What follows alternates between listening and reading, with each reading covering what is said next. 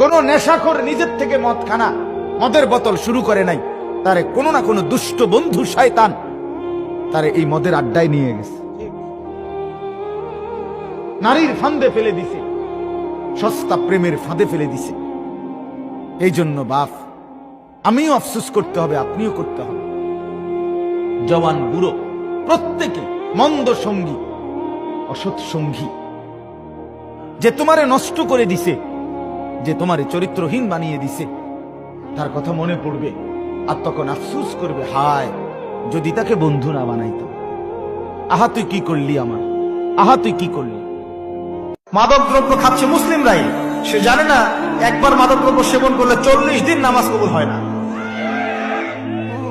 কেউ যদি মাদক দ্রব্য সেবন করে এবং এই অবস্থায় সে মৃত্যুবরণ করে, রাসূলুল্লাহ সাল্লাল্লাহু আলাইহি ওয়াসাল্লাম বলেছেন তাকে আল্লাহ পাক তিনাতুল খাবাল পান করাবে। সাহাবী